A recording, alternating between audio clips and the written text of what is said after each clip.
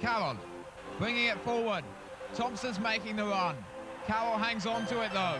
Still Davy Carroll. Could go all the way here. Oh, what a goal!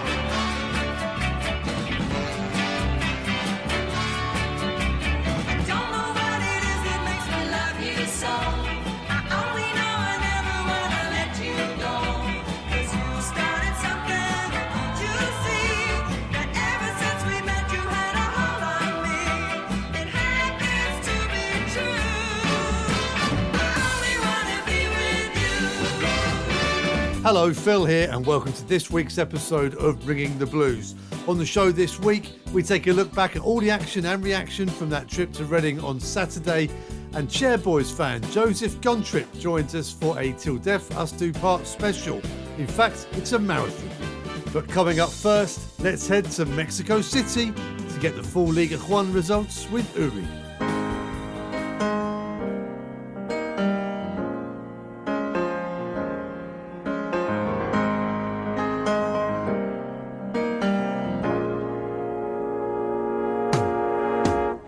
We are ringing the blues from Mexico City. It's me, Uri, and here are the results for League One.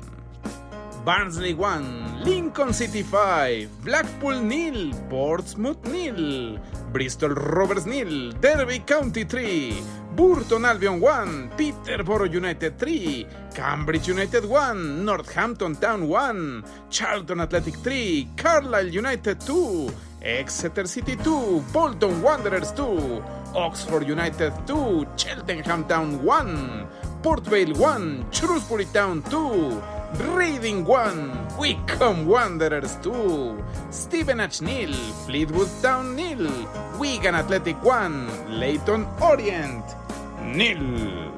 So Wycombe bossed the first half and Reading controlled the second until our late winner. So Chairboys Spanish this week, a game of two halves. Okay, so how do we say two? Dos. Two, dos. Game, juego. Game, juego. Now, how do we say half? We say mitad, from the Latin meditatis or medius, like in English, median. So, half, mitad. Okay, so that was a game of two halves. Un juego de dos mitades. Well, that's it for this week, and I'm going back to England with my amigo Filiberto Cachapollos. Adios! Magnificent as ever. Right then, Wycombe Wanderers hopped over the border to take on the Royals in Berkshire. They'd never won at Reading before. Let's find out what happened. Toby Large joined us on commentary.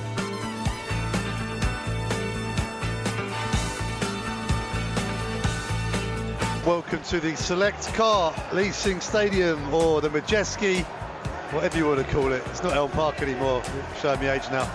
Wycombe Wanderers making the short journey here to Berkshire, Royal Berkshire, looking for the 3 points in what is now hopefully going to be a congested mid-table. Wycombe Wanderers looking up the table, as are Reading.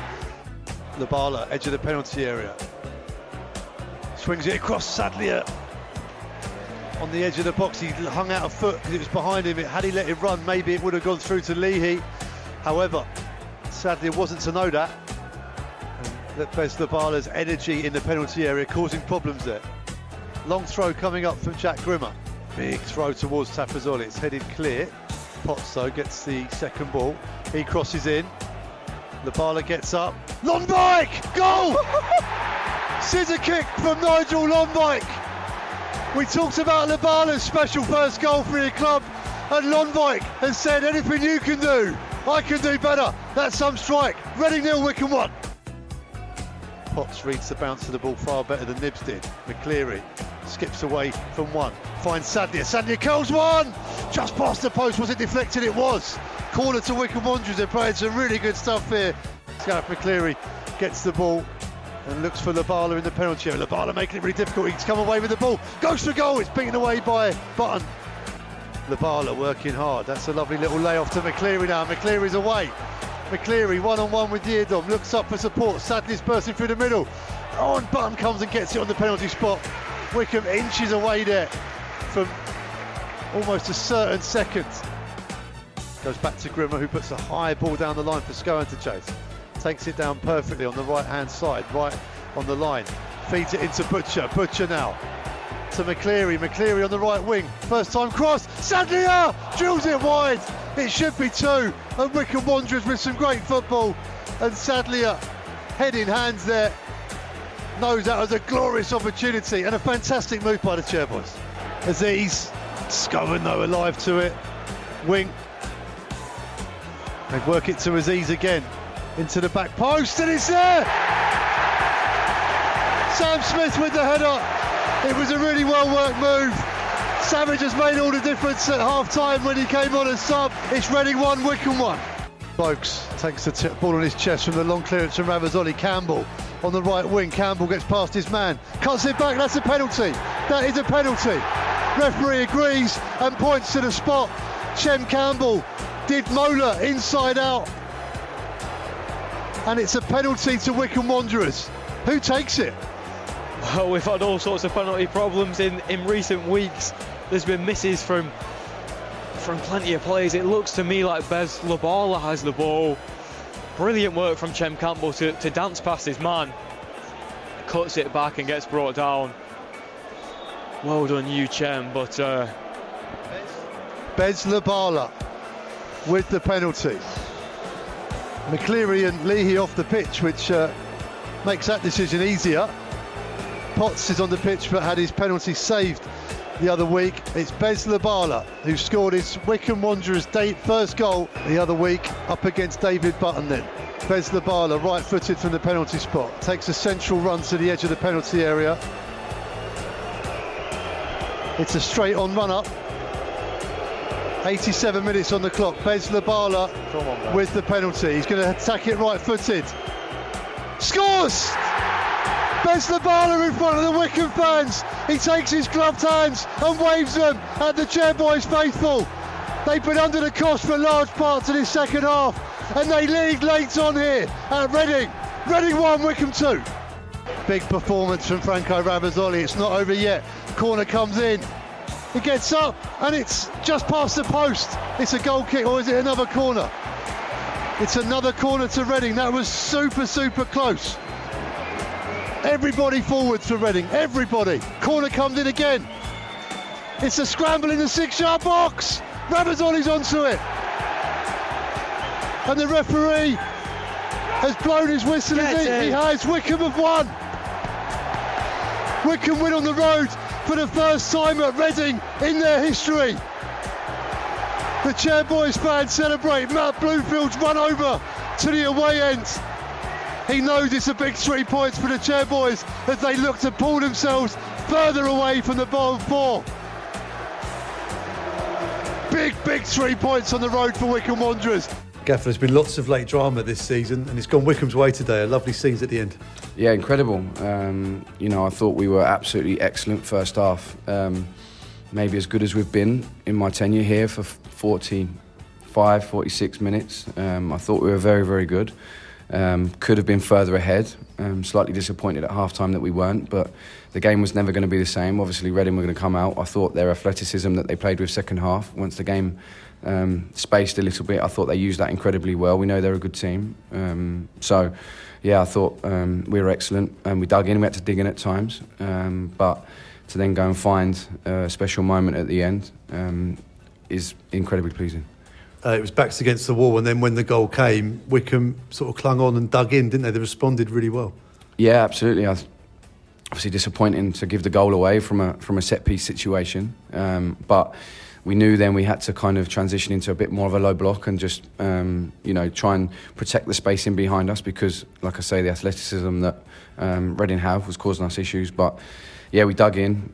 We've spoken a lot this week. I've asked the boys because I feel like we've been very good in loads of moments this season, but our points tally and our results haven't always reflected that. And I want us to be a winning team, as well as a team that's growing and transitioning and all the rest of it that we've spoken about a lot. and I thought they took it on today. And you know, for Chem and Bez to come on and find that moment, Chem getting the penalty and Bez to tuck it away, who I thought was absolutely excellent today, by the way. Obviously a really, really pleasing moment and a special moment to share with our supporters who have travelled here in their numbers. Double sub having the impact. The Sandvokes lay off to Chem Campbell, who then did his fullback inside out to win the penalty. That's the sort of impact you want from your subs. Yeah, again, I think our finishers, we spoke in January, we felt like we needed more firepower from the bench, because the games are, I think that, you know, the athleticism involved in League One football now, it's a running game. You need to be able to run for 97 plus whatever was added on to the 97 today to win the game. So I thought, I mean, Vokes is, you know, the quality Vokes has, he's top drawer, and Chemi's someone who's learning his game. He's going to have a real good career. So for those two to have an impact on top of what everyone else did previously, it really is a squad game now. I believe in that wholeheartedly, and I'm really pleased that they came on and had the impact they did. Talk me through your emotions as Bez Labala's going up to take the penalty. We've obviously struggled a bit from the penalty spot of late. Big moment in the game, big moment in the season, and he put it away. Yeah, I agree. It was a big moment for us, because we've had a couple of moments that have gone against us, and I think that the emotion attached to that penalty going in will be remembered by, I know I will, for the rest of my life, and I think there's a lot of our supporters who will as well. Listen, Bez is a really good lad, such a humble guy. I think his work rate with and without the ball has been fantastic since he's come in. He smiles every day. He's been like a breath of fresh air since he walked through our front doors. So for him to have that moment with our supporters, I think he's going to be really good for our football club. So for him to have that with them, I'm sure he'll never forget that, nor will they.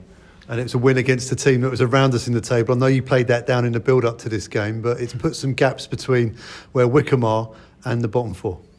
Yeah, I played it down, probably rightly so, but it's obviously nice to come out the other side and say it didn't quite feel like that inside. We were. I thought we were quite disappointing when we played at Reading earlier in the season. Actually, it wasn't one of our better performances, and I wanted us to come here and, you know, I spoke to the boys before the game. I wanted us to be fearless. That was a word I used. That was a word we used before the game, and I thought that we were. First 45, we were fearless. And then when the game got a bit stretched, we had to change tack a little bit, change strategy. But then, like I say, for us to come and perform in the way that we did, I'm proud as punch, because, you know, we are trying to be a team that we want to be. We've shown that quite a bit this season. So to come here and put on that kind of show, I'm incredibly proud. And a word for Fran Ravazoli's come in on the suspension.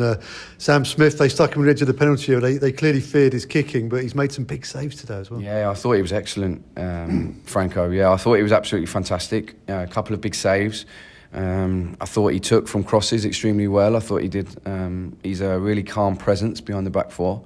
Really calm. And yeah, he was excellent. So good on him. He's a real good lad. He's had to be really patient this season. I've had a couple of real tough decisions, when to play him and when to leave him out. And, we've had some tough moments, but I think over these last 3 games, he's been excellent. Luke Lee, he had to come off in the second half. It looked to be an injury. How is he? Yeah, we were carrying a couple. He's okay. Just cramping up a little bit in his groin, I think it was. So hopefully he'll be recovered, ready for Tuesday. But we'll see how he is. Jace is obviously chomping at the bit to come on and perform. And I thought he did well when he came on. So hopefully Lukey will recover in time. We are carrying a couple of knocks, but we'll see how the boys are and hope to be ready for Tuesday. We will be. Another tough game against Wycombe, but we have to recover and get the energy back and look to go and put on another performance. Same question as it was the other day. We're going to near us in the table. I'm guessing you're going to play that down now. I'm going to play it down. It's just another game. No, Wigan, obviously we had a really keenly fought game there not so long ago. I didn't think there was a huge amount between the teams, but they had a really excellent late goal. So, I think Sean's done a great job at Wigan. They play a really nice brand of football. We know that they pass between the lines. I think there's a lot to be admired about them. So, a really tough opponent, but we have to believe in ourselves and look to try and go and get another result. And finally, you don't have to tell me what the number is, but did you have a little points target for the games before Wembley in your mind in the league? Yeah. How are we doing? Better today. Nigel, Butch's first goal for the club, last minute winner in a cup semi-final. Bez's last week was top draw. Yours today, I think, caps a lot. Talk us through the goal. Well, Yeah, clearance. The ball went up and I just didn't think and just did it, and luckily it went in. The technique was spot on. Where'd you learn that? I was a striker when I was younger, but I haven't done that in a while, so I don't know, just a feeling, and it happened. The ball came across. Did you know immediately the body position, the technique was spot on? You must have known straight away. Yeah, it was the only thing I could do really, so I thought, let me just try it. If it goes in, it goes in, and yeah, it did. And did you know the moment it hit your laces? Nah, I didn't. I turned around, I stood up and I turned around and I was like, have I scored? And I was like, oh yeah, so then I started celebrating. Very big 3 points for Wycombe Wanderers today, sealed by your right foot from the penalty spot. Yeah, massive 3 points. Buzzing for the boys. Just a great team performance all round. To get the 3 points today already and a tough place to come. So I'm just delighted for the whole team in general, yeah. Wycombe have had their troubles from 12 yards of late. What was the process of you taking the penalty today? I was just really confident that I can take penalties. I let the team know that if we do get a penalty, I want to take it. And I'm just thankful that I managed to pull it in today. So it was a good penalty kick and a great result for the team. Did you give the keeper the eye as he went early? I guess so. Just being composed and picking my spot. And yeah, it was a good penalty. And yeah, I'm just delighted for the team. The hard work everyone put in. I think we didn't deserve nothing less than 3 points today. In front of those Wycombe fans as well, who've come in big numbers today, short journey. There were some special scenes after your goal. Yeah. I went crazy again, getting over there to the fans. Like so many of them turned up, so it was a great moment for me to celebrate with them, to show them how much we appreciate their support. They travelled in numbers, and it was a great moment. Wycombe were up against it second half. It was a game of two halves from Reading especially. So to score at that point of the game as well and then dig in and hold on for the 3 points was huge. How did you feel out there second half? Because we'd missed chances in that first. Yeah, I guess obviously that's the next step for us. When we're on top, hopefully punish teams a bit more, get the second and third goal. Obviously that didn't come today, but obviously it shows the options we've got in the team, the confidence we've got in the team, riding out the wave, something that we're getting a lot better at, sitting in a mid-block, sitting in a low block at times, respecting teams that they've got a bit more possession. And yeah, so you could see Chem came on, doing some good stuff on the wing to get the penalty, and then gives me the opportunity to put it in. But overall, everyone in the team's played a part today in this 3 points today. So I'm just so delighted for the team. I'm so delighted for obviously the staff. Everyone put in the work today. So I'm glad we came away with 3 points. What does it tell us about the character of the side, especially in those moments in the second half when we were really up against some intense pressure?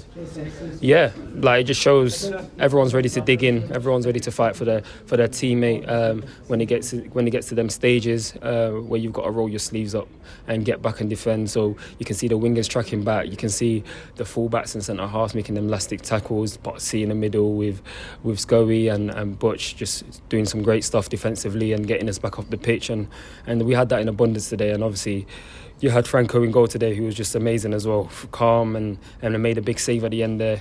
Nothing less than what we deserved as a team. Now let's talk about first goals for the club, because Butch's first goal fired Wycombe into a final in a game at Bradford. Your first goal for the club was a bit special from outside the area. Nigel Lonvight's goal today for his first goal for the club, where does that rate amongst those? What a goal. Like, the balls came over, I flicked it back in, and I just seen him just bicycle kick, pirouette. I'm thinking, what is going on?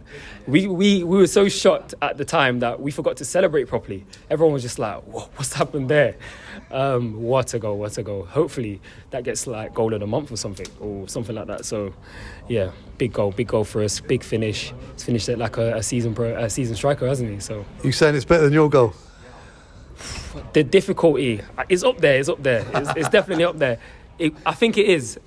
Watching it from where I was, wow, it was a special goal. It's nice to have these conversations. We're talking about who's scoring the best goal all of a sudden. This is great. Yeah, it's great. But obviously coming here, like I said, I knew the team was capable of winning games, picking up points, the quality that we've got in the team. And it's all coming together, and hopefully we can just keep getting the points in, keep building as a team, keep improving in the bits that obviously we haven't been doing so well at, and obviously improving on the strengths as well. We've got so many options in the squad, and I feel the team is really gelling and getting that better chemistry, better way of playing sometimes as well. and we're really like sticking together in them tight moments. And like you've seen today, we managed to hold on to the 2-1 win. And we can bounce into Tuesday night now, back at Adams Park against a tough Wigan. Yeah, 100%. Like, that's the mentality. Obviously, we're going to rest up, focus in, and try and go again against Wigan. And obviously, it's at home. It's a game that we want to win. We're going to be playing to win. We're going to be on the front foot again. And then that's the mentality. Well, we want to be moving upwards. So good teams win on Saturdays and win on Tuesdays, and then go again on Saturday, try and get another win. So we're going to be trying to make it 6 points on Tuesday. Bez, see you at AP on Tuesday. See you on Tuesday. Understandably, Matt Bloomfield delighted there, as was Nigel Lonvike and Bez Labala. But what did the Reading fans think? It's the opposition view. Mike. Well, that was crap. The first half was abysmal. It was aimless football played at a low tempo. The introduction of Savage made a big difference in the second half, but we didn't make it count. And then Mola gifted them a win.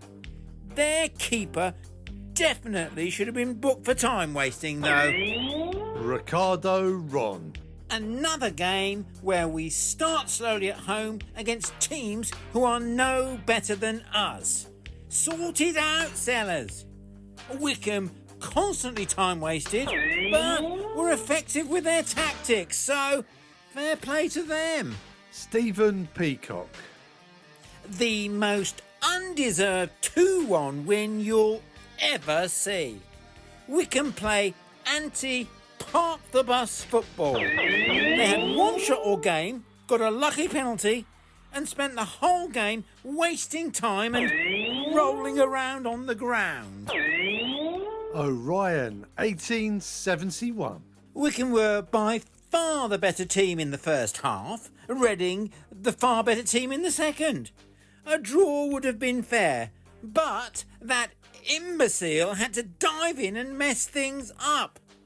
The referee was an absolute clown, and their keeper is probably still at the stadium time wasting now. Greg Double. Mola was visibly distraught at giving away the penalty. A terrible decision to dive in, but it's not all on him. It's a team game, and the whole team forgot to turn up in the first 45 minutes. It's a proper gut punch, because we clearly had enough about us to win today. Andy. Wycombe had a game plan to totally kill off any momentum, and the ref helped them to execute it. And why tell them to move back for throw-ins, only to stand there and watch them proceed to steal that and a further 10 yards when they finally do take it? West York's Royal. You can't blame a keeper for not saving a penalty, but was there a single Reading fan alive who thought Button might save that one?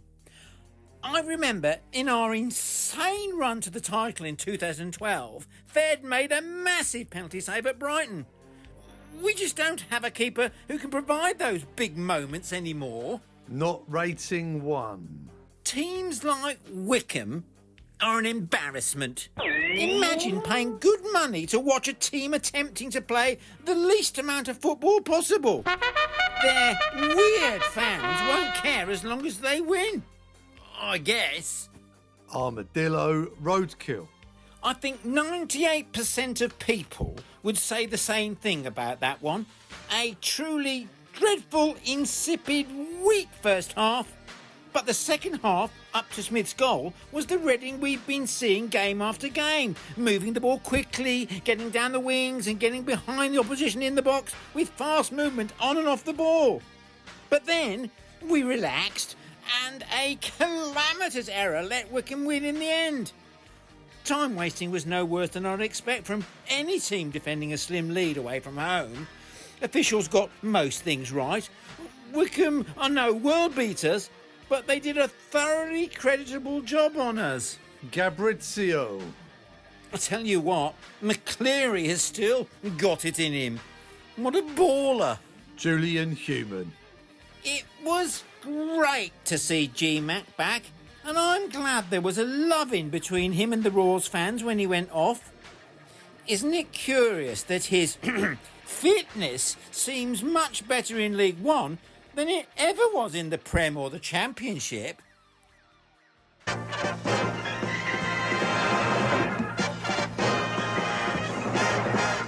Right then, it's that time of the show, till death us do part. Choosing a football club is like a marriage. Once you've made that important decision, they are yours for life. This is where we get to talk to fans of our great club about their best memories and their time as well supporting Wycombe Wanderers. And this week we've got Joseph Guntrip. Joseph, how are you?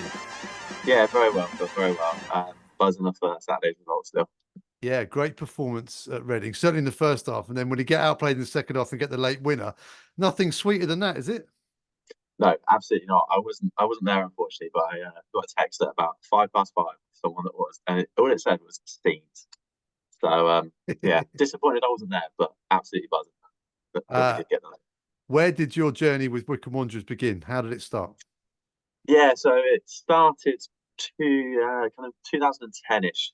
My dad moved to High Wycombe, and me and my older brother, we were going to stay weekends, and he just needed something to entertain us, I think, get us out of the house, stop us annoying. So he took us to the football. I can't remember what the first game was, but the first memory I've got, and this ages it slightly. Some people probably think that happened last week. It was Jordan Ives scoring against Sheffield Wednesday. That was one of my first games. Obviously, we didn't win the game, and I remember Ainsworth got sent off that game as well. I think I remember getting a standing ovation having been sent off, which I thought was bizarre. But yeah, that was my first memory of the club. Not the most controversial card that day, because Jordan got booked for celebrating with his mum at the age of 15 years old, which I always thought was a little bit harsh. Yeah, I thought that was very harsh. I remember asking my dad why he'd been booked, and my dad's not a football fan, so he probably just sat there and read his book for the 90 minutes, to be honest. But and he had no idea. But yeah, I did think that was harsh. Right then, what is your favourite ever memory? It's not Gareth Ainsworth getting sent off against Sheffield Wednesday, is it? No, it's not. Although I mean, Gareth has given us plenty of good memories. Let's be honest. I mean, it's difficult. You know, there's so many great moments over the last. Well, that's about 15 years now. I think the one that stands out for me probably is the playoff final against Oxford. I'm born and bred in Oxfordshire. Obviously, wasn't at Wembley, but I was watching it in a room with me and 11 Oxford fans. So that was a pretty good evening. Amazing. Yeah, when Sykes scored for them, and they had that spell. They had a couple of headers, also made a couple of good saves, and they were lads, there's no chance you're not winning this. You're not winning this. We're going to win this. And then the penalty was won, and it was the longest minute of my life between it being won and it being taken, and then the longest 15 minutes of my life after that. But yeah, that was a pretty special memory. You're the first person I've spoken to who watched this in the company of Oxford United fans. Obviously, after the final whistle, we all went to the phones and consoled our Oxford supporting friends, but you were with them at the time. They must have been absolutely gutted. I can safely say there was no consolation from me. it was bragging from the second that the whistle went. Yeah, it was a very stressful way to watch that game, and not one that I recommend. But it was well worth it when we got the result we wanted. Unbelievable. You've got your Wycombe Wanderers shirt on now. We should, throughout this chat, I want to talk to you about something you're up to at the moment, which is training to doing not just one marathon, but 10 marathons in 10 days. Now, obviously, you're going to be training in full Wycombe kit for that and flying the flag. The obvious question is why? Yeah, that's a question I've been asked quite a lot. So I was lucky enough to get a charity place at the London Marathon this year. So I'm raising funds for Children with Cancer UK, who do kind of twofold. They fund research into childhood cancers and cures for childhood cancers, and then they support children and families that kind of are going through childhood cancer. So I got a charity place, and I thought I'm a pretty keen runner. I do a lot of it. So I kind of thought, what can I do to make it a bigger challenge? And I spoke to my dad and my coach and a few other people, and decided to run to London from my house. I live in Manchester at the moment, so run to London from Manchester beforehand, and then do the London Marathon on the last day. Wow. Okay, so The charity thing, fantastic. London Marathon, brilliant. 10 marathons in 10 days. So essentially your warm-up for the big day London Marathon is 9 marathons from Manchester to London. That's Yeah, that's insane. it's not the recommended training plan. I can promise you that. But it's something that I'm actually really excited about. I thought it's kind of a once in a lifetime kind of opportunity, adventure, whatever you want to call it. I'm still kind of young and fit and can get away with spending 10 days on the road. Don't have to worry about family and all these kind of things that so I was in that position of relative privilege and thought, why not go for it? Incredible. So you're training up in Manchester. Do you get people sort of giving you a shout if they see the Wycombe shirt on the road up in the north? Not many. There's a couple of parkruns that I've been to where I've seen another Wycombe kit. So if you want a Wycombe kit to Stratford Parkrun, then I'll probably said hello to you. But no, it's there's a lot of Man United shirts around where I live. I'm a couple of miles away from Old Trafford, so it makes a lot of sense that there would be a lot of Man United shirts. But yeah, there's not many Wycombe shirts around. But if you are in the area, do wear it with pride, and I'm sure I'll see you around. If you're ever running in the Manchester City part of town and people start taking the piss out of your Wycombe kit, it is always worth reminding them of the 100% league record that Wycombe have against Man City. I work with a Man City fan, and whenever they start talking about how great they are, I do mention that they're being us in the league. Even though that was, that was what, the 98-99 season, I think. Yeah, the timeline's irrelevant. The 100% record, I think, is what's truly on point here. Absolutely. Well, that is phenomenal. So, as a big Wycombe fan, you must look to the current squad for inspiration and for your heroes. Who is your favourite player? This is something new now. Who is your favourite player in the current squad? Yeah, for me, I can't look past my namesake, Joe Jacobson. Mr. Consistent over the last 10 years. The things he's done. The Lincoln game will live long in the memory. I remember standing on the terrace watching that one, and before he took the corner to seal a hat trick, said to the bloke next to him, "He's going to score this," and then he put it in the top corner, and he scored the goal that took us to the championship. But I think more than that, and so many people have said this before about so many of our squad, which says a lot. But he's also just an incredibly nice man. I've had the privilege of chatting to him a few times, and he's got time for everyone. He's always willing to have a chat, talk about his football career, what he's doing outside of football, kind of whatever you want to talk to him about, really. And I just think he's an incredibly good ambassador for our club. Obviously, he was in the news recently talking about anti-Semitism, which is kind of obviously a very serious topic. But he comes across so professional, so articulate, and yeah, really just represents our club the best that any player can. And I think he'll be sorely missed when he does leave us. Absolutely, and 10 years at one club in this day and age is incredibly rare. But then also the journey we've been on whilst he's been with us has been incredible. Absolutely, and I remember he signed for Wycombe the first year that I had my season ticket. I remember going to a game the season before, and I think we'd beaten Chesterfield 1-0 when they had Paul Cook, and I think they won the league that year. And we beat them 1-0 with a penalty, and I walked out the ground and said to my dad, "I want to get a season ticket next season." And he bought it for my birthday. It was cheap as chips back then, and then obviously we went to the playoff final that year, and JJ scored at Wembley, and the roller coaster of the last 10 years that he's been at the club. Promotions, relegations, cup runs. I've seen it all. He's seen it all. He's done it all. And it really just sums up my kind of experience of supporting Wycombe as well. I love what you just said there. I remember that 1-0 win against Chesterfield. That was at the end of the season where we nearly went out the Football League altogether and stayed up by a miracle.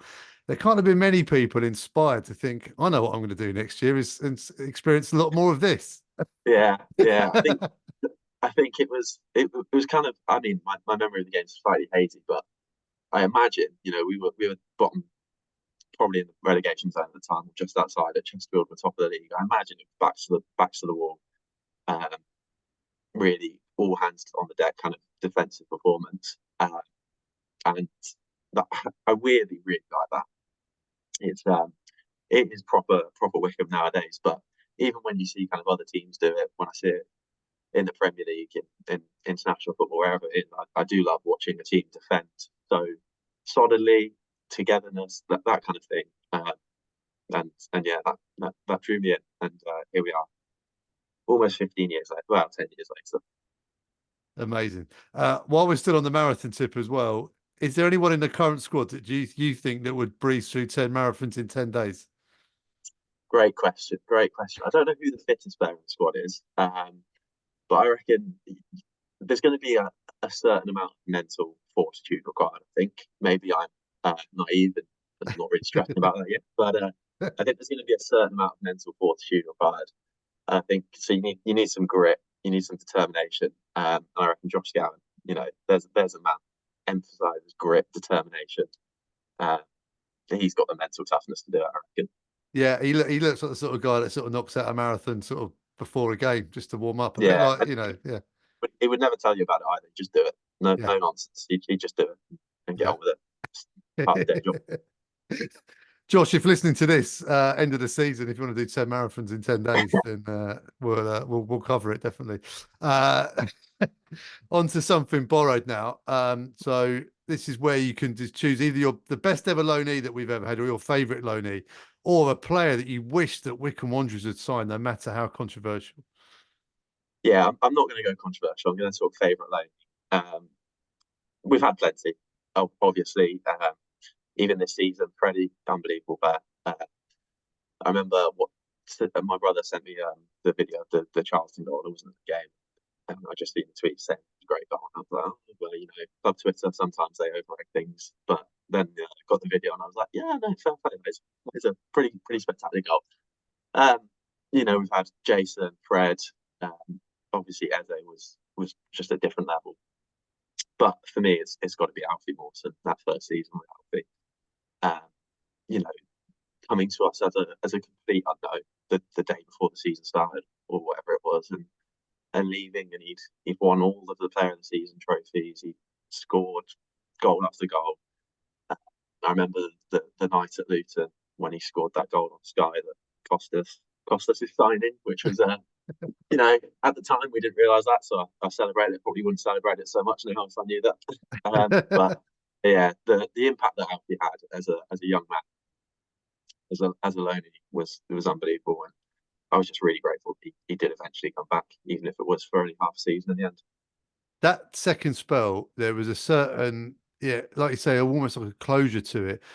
It was even more heartbreaking, wasn't it? Because he could tell that his mind was still in the game. He could certainly do it. And it was literally the science and mechanics of his knee that was preventing us from seeing him being a wonderful footballer. In a way, it was heartbreaking, but at the same time, it was almost a perfect goodbye. Yeah, I mean, I'm delighted for him that he kind of got out before the knee got so bad that he couldn't walk or whatever it was. You see this with some footballers, and even in that short second spell, he gave us some pretty good memories. The assist at Oxford, I will remember that for a very long time. That was spectacular. But yeah, it was a real sense of closure, a full circle kind of thing, where when he came to us as an unknown, it was almost kind of like felt maybe perhaps like a desperation. We needed a centre back, and then when he came to us the second time, he's got this reputation. The England squad, he played in the Premier League, but he wanted to come back to us, and I think that says a lot about the club, the fans, the kind of the community around Wycombe Wanderers. Says a lot about kind of what a manager Ainsworth was, that he had that draw, that people wanted to come back all the time. You saw it with lots of other players, with Jason, with Fred. So yeah, I think that it was a nice moment. And I just wish that the knee was. He can have mine if he wants it. I don't need it. I don't know if you've done 10 marathons in 10 days. I'm not sure there's going to be much of your knee left, to be honest with you. But it might not be any better. How proud of you of Wycombe Wanderers when you hear someone like Alfie Moore say, "I'd fallen out of love with the game. I just wanted to get away from it. I was done." But there was only one place that he could go and perhaps rekindle that love, and that was Wycombe Wanderers. That says quite a lot about the environment of our club, doesn't it? Yeah, absolutely. And it's one of those where you can't help but be proud. And every fan plays their part in that as well, and so you get that small sense of pride that you've done that, and not just the kind of the support that you do when you're screaming and shouting on the terrace, but when the players come into the car park at 1:30 on a Saturday, and there's people there waiting just to say hello, take a picture. Everyone's so welcoming, so friendly, and I think that rubs off on the players, and they tell their old teammates, their friends, whoever it is, Wycombe's a great place to come and play. It's something that, as a fan of a lower league club, I feel like a lot of Premier League fans don't kind of get that same relationship with their club. And even now, I live 200 miles away, and I don't get to as many games as I like. But when I do get to a game, I was at Bradford for the EFL Trophy semi-final, and it felt like I'd never been away. You see some familiar faces, you say hello, it's great, and then the game starts, and again you see that Wycombe togetherness, that passion, that grit, that determination, that real back to the wall kind of vibe, and then you get those special moments as well, which Bradford certainly was one as well. I was going to say, referring to something you said earlier in our chat about the enjoying of teams up against it and defending and all the other stuff. The Bradford game must have been your dream scenario. We barely had a kick in their half and then scored in the last minute to get to Wembley. Yeah, I mean, as I drove to Bradford, I probably wasn't hoping that would happen, but and we weren't brilliant on the night. I think that's fair to say. But looking back, I feel like memories like that are almost more special than the games where you go and you win 3-0. You play well, but that's kind of the end of it. But yeah, that a proper smash and grab is right up my street. Admittedly, I prefer not to have a smash and grab against teams in the division below, but these things happen, and we did it, and hopefully we're going to have a great time at Wembley in about a month. Yeah, absolutely. Will you be at Wembley? I will. Yes, I will be in the standing section, I think. Travelling by the usual means, you won't be sort of running there or anything silly like that. No running. That can stay for the week after. Right then, we're on to something blue now. This is your idea for a piece of club merchandise, and also your favourite ever piece of Wycombe merchandise to date that you've seen or owned. Yeah, I'm not big on the merchandise. I want to go beyond a kit. I'm not really into it that much. But I am wearing my red and white quarter shirt from the championship season. I think it was the third kit that season. But it was I remember it's one that we wore when we scored the last minute winner away at Birmingham, which at the time I'd just moved out of Birmingham, but I thought if only fans were there for that one. That's the one that I really, really wish that we'd been at. Yeah. But this is my favourite ever Wycombe shirt. Yeah, absolutely love this kit. I personally think that all Wycombe shirts should be quarters. Home, away, obviously home, but away, third strips should always be quarters. I'm not, colours you can play around with colours as much as you want, but that's if Rob and Peter are listening, quarter shirts only, please. That's my request. What would be your sort of dream colour scenario if it was purely up to you? Oh, I mean, my favourite colour is orange, so if you can get some orange in there somewhere, but I don't really know how what you're gonna do with that. Maybe orange and white, something like that. But I do love the classic, the home, the light and dark blue.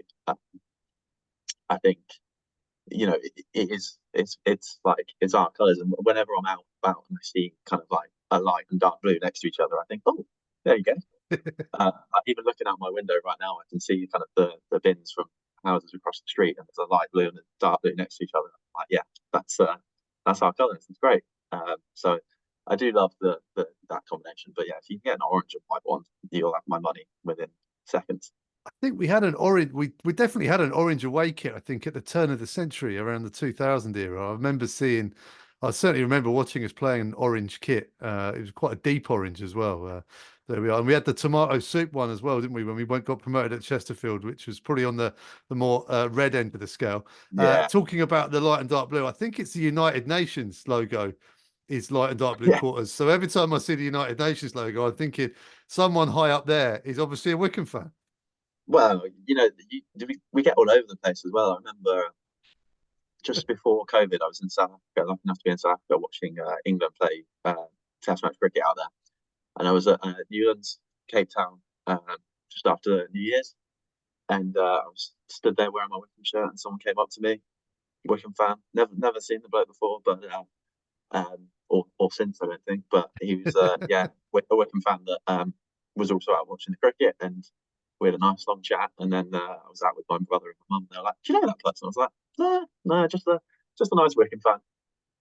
That is why football's fantastic, isn't it? Because you can be anywhere in the world, and it might not even be a fan of your team, but it will break the ice, and someone somewhere will know something about Wycombe Wanderers and football and come and have a chat. And then, like you say, then you've got a friend, and you could be anywhere. Absolutely. I mean, I've got friends now where we've been friends for years, and we've broken the ice. I remember going to a kind of like a university open day kind of thing, and I stood in a group of lads, and we were all a bit 16 years old, a bit nervous, a bit anxious, and I just went, "Anyone a football fan?" And the guy next to me was a Watford fan, and it was just after we'd signed Luke 09, I think. And so I said to him, I was like, "Oh, have you?" I think we signed him from Watford, and it's like, "Oh, have you ever heard of this guy?" And he was like, "Oh yeah, I've seen a couple of clips," and that was it. And I've been to football with him, and it really is like a unifying thing. I don't think I'm a fan of a lot of sports, but I don't think any sport kind of unifies in the same way that football does. No, I'm with you on that. And it's just be my worst nightmare if I'm on the other side of the world and then someone says, "Oh yeah, I like football. I support Colchester United." Then I'll just be going straight back to the airport. Yeah, someone said to me, I remember being at a park run once, and I saw someone in a full MK Dons kit, and I thought, might just trip them up. But I didn't. Wow, that's a collector's item. Seeing someone in a full MK Well, Dons yeah, kit somewhere. exactly. Barely see that in Milton Keynes. Right, Absolutely. Joseph. I presume now after this you're going to go for a run. Is that what you normally do? Yeah, back to work for a couple of hours, and then off for a run. And yeah, that's a pretty standard day in my life, really. It's an incredibly inspirational thing you're doing. You're doing it for a great charity. Where can Wycombe Wanderers fans find your sponsorship page? Yeah, so I'm on Just Giving. It's justgiving.com/Joseph Guntrip, I think. I'm also, if you just type in my name on Instagram, the link's there. So it's at Joseph Guntrip on Instagram. And then the link is there as well. Well, Joseph, having done one marathon and one marathon only, I won't be doing any more. I wore my name on my front, and everyone shouts your name. And when it gets really painful, it kind of helps. So I'm sure, as an experienced runner, you know all the hints and tips. But that's my only advice. I don't feel I can give you any other advice because you clearly know what you're doing. Yeah, no, I've got the name in front of the vest for sure. That's the one bit of advice that I give all the first timers as well. Actually, get the name on, because like you say, it does make a huge difference. Well, enjoy London. I'm sure you will enjoy London because you'd have done 9 marathons in consecutive days while you're in the park in Greenwich waiting to start. So I'm sure you'll enjoy. I think enjoy is the right word. Is enjoy the right word? Absolutely, yeah. Especially by the time I get to day 10, my coach is calling it the victory lap. So quite a long victory lap, but that's the plan. Well, presumably it'll be 9 days of solitude where there won't be people lining the streets shouting your name. Whereas London, bar a couple of very grim miles around the Docklands, it is literally packed full of people. So I'm sure there'll be Wycombe fans, or if they see you, they'll be giving you a shout as well. Brilliant, yeah. No, I'm really looking forward to it. It's just a shame that I'll be missing Carlisle away on the journey. Well, okay. Well, we'll cheer for you at Carlisle, and we'll all be with you in spirit as well on your 10 marathons in a row. Joseph, it's been fantastic to talk to you. Thank you for your Wycombe Wanderers memories, and the best of luck when you come to your running endeavours. Thanks, Phil. Thanks very much for having me on. Right, that's your lot for this week. Many thanks for tuning in, and thank you too to Joseph Guntrip for his time out of his training schedule to talk to us. And thank you for listening as well. We'll be back next week with hopefully news of more points for the Chairboys as they pull their way up the table. Come on, you Blues.